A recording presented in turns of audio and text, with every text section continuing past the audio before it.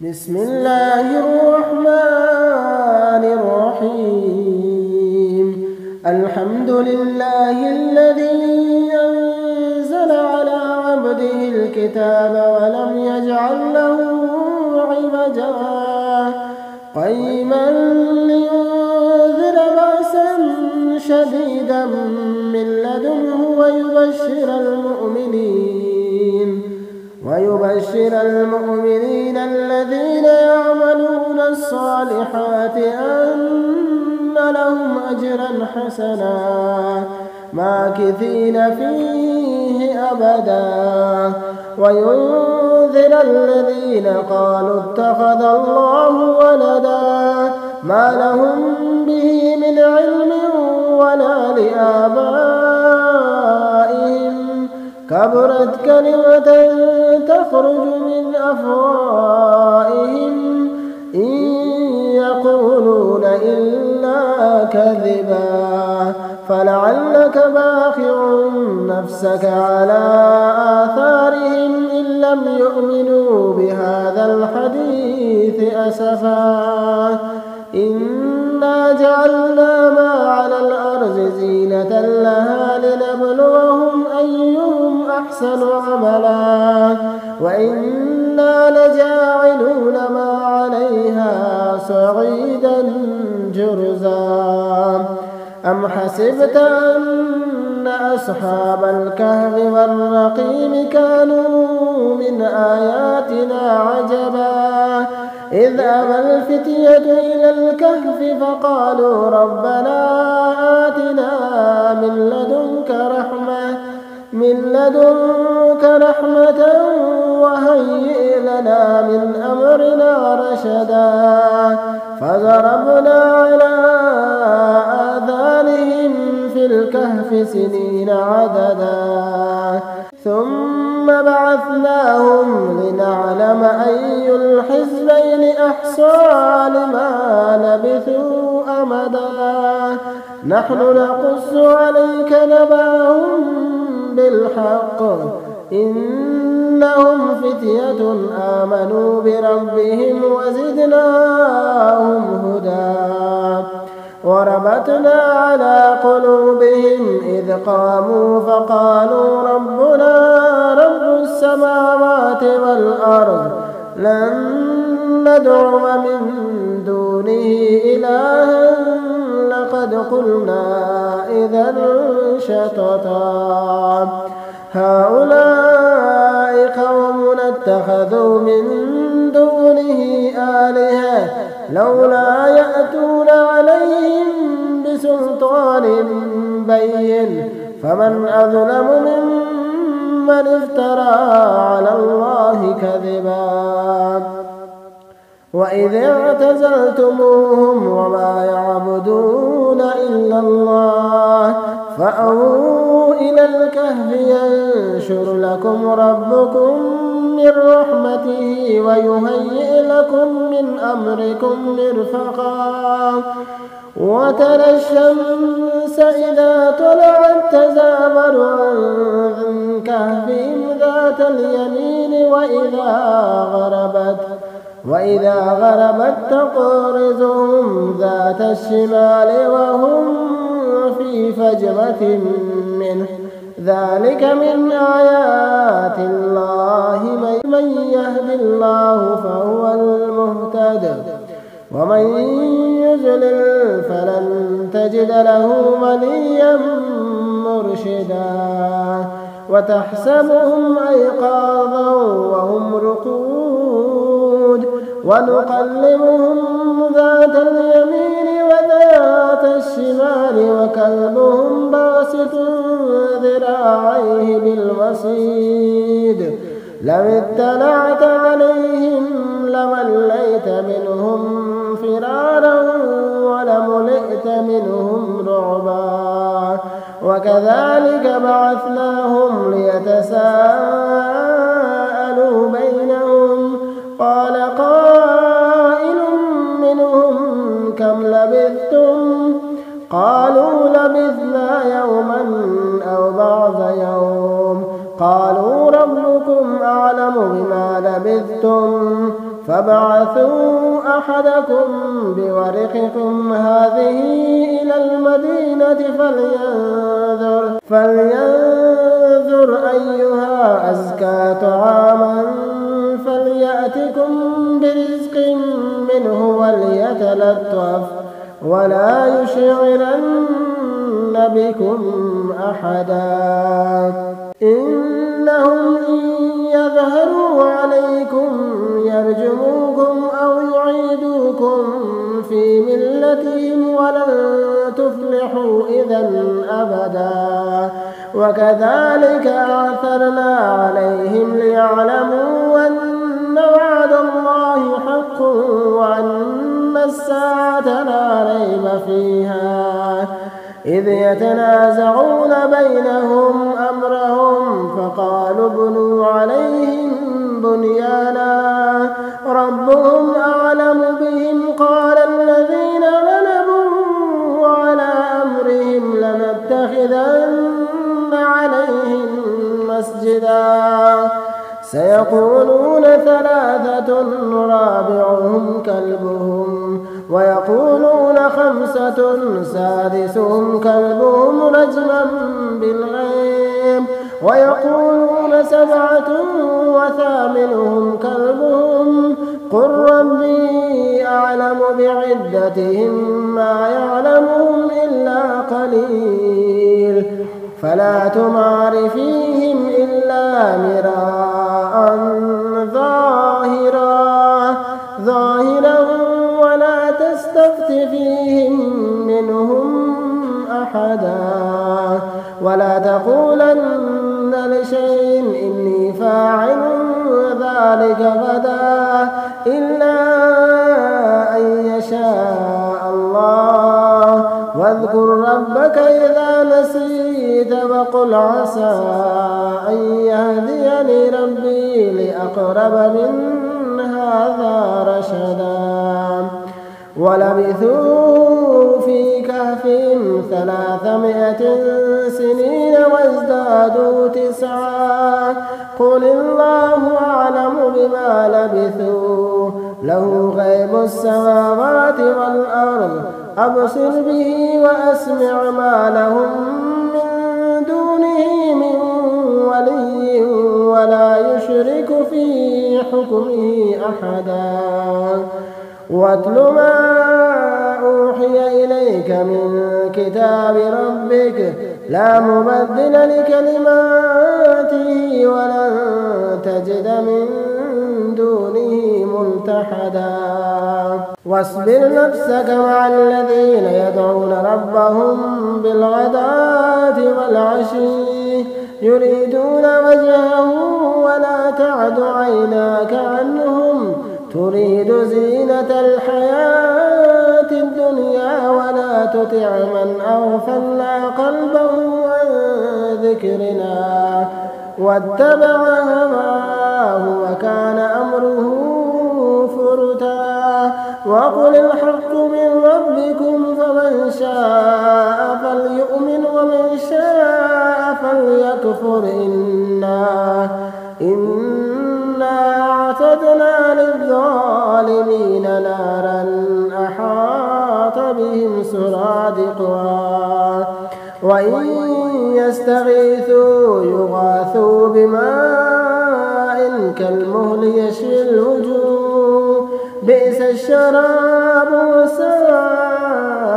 مرتفقا إن الذين آمنوا وعملوا الصالحات إنا لا نضيع أجر من أحسن عملا أولئك لهم جنات عدن تجري من تحتهم الأنهار يحلون فيها من أساور من ذهب ويلبسون ثيابا خضرا من سندس واستبرق متكئين فيها على الأرائك نعم الثواب وحسنت مرتفقا واضرب لهم مثلا الرجلين جعلنا لأحدهما جنتين من أعناب وحففناهما بنخل وجعلنا بينهما زرعا كلتا الجنتين آتت أكلها ولم تظلم منه شيئا وفجرنا خلالهما نهرا وكان له ثمر فقال لصاحبه وهو يحاوره أنا أكثر منك مالا وأعز نفرا ودخل جنته وهو ظالم لنفسه قال ما أظن أن تبيد هذه أبدا وما أظن الساعة قائمة ولئن رددت إلى ربي لأجدن خيرا منها منقلبا قال له صاحبه وهو يحاوره وكفرت بالذي خلقك من تراب ثم من نطفة ثم سواك رجلا لكن هو الله ربي ولا أشرك بربي أحدا ولولا إذ دخلت جنتك قلت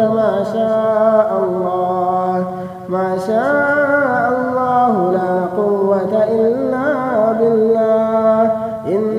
ترني أنا أقل منك مالا وولدا فعسى ربي أن يؤتيني خيرا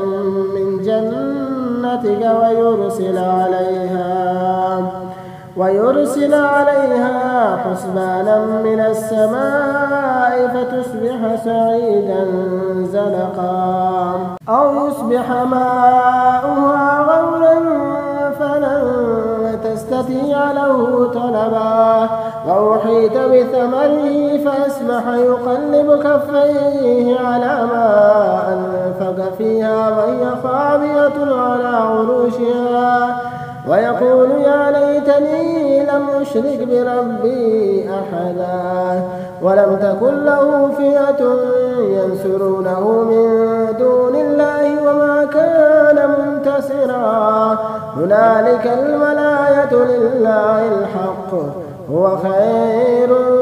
ثوابا وخير عقبا واضرب لهم مثل الحياة الدنيا كماء أنزلناه من السماء فاختلط به نبات الأرض فأصبح هشيما تذروه الرياح وكان الله على كل شيء مقتدرا المال والبنون زينة الحياة الدنيا والباقيات الصالحات خير عند ربك ثوابا وخير أملا ويوم نسير الجبال وترى الأرض بارزة وحشرناهم فلم نغادر منهم أحدا وعرضوا على ربك صفا لقد جئتمونا كما خلقناكم أول مرة بل زعمتم أن لن نجعل لكم موعدا ووزع الكتاب فترى المجرمين مشفقين مما فيه ويقولون يا ويلتنا ما لهذا الكتاب لا يغادر صغيرة ولا كبيرة إلا أحصاها ووجدوا ما عملوا حاضرا ولا يظلم ربك أحدا وإذ قلنا للملائكة اسجدوا لآدم فسجدوا إلا إبليس كان من الجن ففسق عن أمر ربه أفتتخذونه وذريته أولياء من دوني وهم لكم عدو بئس للظالمين بدلا ما أشهدهم خلق السماوات والأرض ولا خلق أنفسهم وما كنت متخذ المضلين عضدا ويوم يقول نادوا شركائي الذين زعمتم فدعوهم فلم يستجيبوا لهم وجعلنا بينهم موبقا ورأى المجرمون النار فظنوا أنهم مواقعوها ولم يجدوا عنها مصرفا ولقد صرفنا في هذا القرآن للناس من كل مثل وكان الإنسان أكثر شيء جدلا وما منع الناس أن يؤمنوا إذ جاءهم الهدى ويستغفروا ربهم إلا أن تأتيهم سنة الأولين أو يأتيهم العذاب قبلا وما نرسل المرسلين إلا مبشرين ومنذرين ويجادل الذين كفروا بالباطل ليدحضوا به الحق واتخذوا آياتي وما أنذروا هزوا ومن أظلم ممن ذكر بآيات ربه فأعرض عنها ونسي ما قدمت يداه إنا جعلنا على قلوبهم أكنة أن يفقهوه وفي آذانهم وقرا وإن تدعوهم إلى الهدى فلن يهتدوا إذا أبدا وربك الغفور ذو الرحمة لو يؤاخذهم بما كسبوا لعجل لهم العذاب بل لهم موعد لن يجدوا من دونه موئلا وتلك القرى أهلكناهم لما ظلموا وجعلنا لمهلكهم موعدا وإذ قال موسى لفتاه لا أبرح حتى أبلغ مجمع البحرين أو أمضي حقبا فلما بلغا مجمع بينهما نسيا حوتهما فاتخذا سبيله في البحر سربا فلما جاوزا قال لفتاه آتنا غداءنا لقد لقينا من سفرنا هذا نصبا قال أرأيت إذا وينا إلى الصخرة فإني نسيت الحوت وما أنسانيه إلا الشيطان أن أذكره واتخذ سبيله في البحر عجبا قال ذلك ما كنا نبغي فارتد على آثارهما قصصا فوجدا عبدا من عبادنا آتيناه رحمة من عندنا وعلمناه من لدنا علما قال له موسى هل أتبعك على أن تعلمني مما علمت رشدا قال إنك لن تستطيع معي صبرا وكيف تصبر على ما لم تحط به خبرا قال ستجدني إن شاء الله صابرا ولا أعصي لك أمرا قال فإن اتبعتني فلا تسألني عن شيء حتى أحدث لك منه ذكرا فانطلقا حتى إذا ركبا في السفينة خرقها قال خلقتها لتغرق أهلها لقد جئت شيئا إمرا قال ألم أقل إنك لن تستطيع معي صبرا قال لا تؤاخذني بما نسيت ولا ترهقني من أمري عسرا فانطلقا حتى إذا لقيا غلاما فقتله قال قتلت نفسا زكية بغير نفس لقد جئت شيئا نكرا قال ألم أقل لك إنك لن تستطيع معي صبرا قال إن سألتك عن شيء بعدها فلا تصاحبني قد بلغت من لدني عذرا فانطلقا حتى إذا أتيا أهل قرية استطعما أهلها فأبوا أن يزيفوهما فوجدا فيها جدارا يريد أن ينقض فأقامه قال لو شئت لاتخذت عليه أجرا. قال هذا فراق بيني وبينك، سأنبئك بتأويل ما لم تستطع عليه صبرا. أما السفينة فكانت لمساكين يعملون في البحر فأردت أن أعيبها وكان وراءهم ملك يأخذ كل سفينة غصبا. وأما الغلام فكان أبواه مؤمنين فخشينا أن يرهقهما طغيانا وكفرا، فأردنا أن يبدلهما ربهما خيرا منه زكاة وأقرب رحما. وأما الجدار فكان لغلامين يتيمين في المدينة وكان تحته كنز لهما وكان أبوهما صالحا، فأراد ربك أن يبلغا أشدهما ويستخرجا كنزهما رحمة من ربك وما فعلته عن أمري، ذلك تأويل ما لم تستطع عليه صبرا. ويسألونك عن ذي القرنين قل سأتلو عليكم منه ذكرا. إنا مكنا له في الأرض وآتيناه من كل شيء سببا، فأتبع سببا حتى إذا بلغ مغرب الشمس وجدها تغرب في عين حمئة ووجد عندها قوما. قلنا يا ذا القرنين إما أن تعذب وإما أن تتخذ فيهم حسنا. قال أما من ظلم فسوف نعذبه ثم يرد إلى ربه فيعذبه عذابا نكرا. أما من آمن وعمل صالحا فله جزاء الحسنى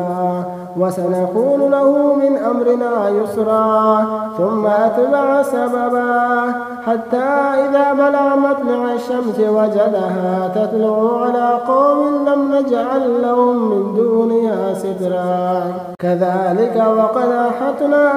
بما لديه خبرا. ثم أتبع سببا حتى إذا بلغ السدين وجد من دونهما قوما لا يكادون يفقهون قولا. قالوا يا ذا القرنين إن ياجوج وماجوج مفسدون في الأرض فهل نجعل لك خرجا على أن تجعل بيننا وبينهم سدا. قال ما مكنني فيه ربي خير فأعينوني بقوة أجعل بينكم وبينهم ردما. آتوني زبر الحديد حتى إذا ساوى بين السدفين قال انفخوا حتى إذا جعله نارا قال آتوني أفرغ عليه قطرا. فما استطاعوا أن يظهروه وما استطاعوا له نقبا. قال هذا رحمة من ربي فإذا جاء وعد ربي جعله دكا وكان وعد ربي حقا. وتركنا بعضهم يومئذ يموج في بعض ونفخ في السور فجمعناهم جمعا وعرضنا جهنم يومئذ للكافرين عرضا. الذين كانت أعينهم في غطاء عن ذكري وكانوا لا يستطيعون سمعا. أفحسب الذين كفروا أن يتخذوا عبادي من دوني أولياء إنا أعتدنا جهنم للكافرين نزلا. قل هل ننبئكم بالأخسرين أعمالا الذين ضل سعيهم في الحياة الدنيا وهم يحسبون أنهم يحسنون صنعا. أولئك الذين كفروا بآيات ربهم ولقائه فحبطت أعمالهم فلا نقيم لهم يوم القيامة وزنا. ذلك جزاؤهم جهنم بما كفروا واتخذوا آياتي ورسلي هزوا. إن الذين آمنوا وعملوا الصالحات كانت لهم جنات الفردوس نزلا خالدين فيها لا يبغون عنها حولا. قل لو كان البحر مدادا لكلمات ربي لنفد البحر قبل أن تنفد كلمات ربي ولو جئنا بمثله مددا. قل إنما أنا بشر مثلكم يوحى إلي أنما إلهكم إله واحد فمن كان يرجو لقاء ربه فليعمل عملا صالحا ولا يشرك بعبادة ربه أحدا.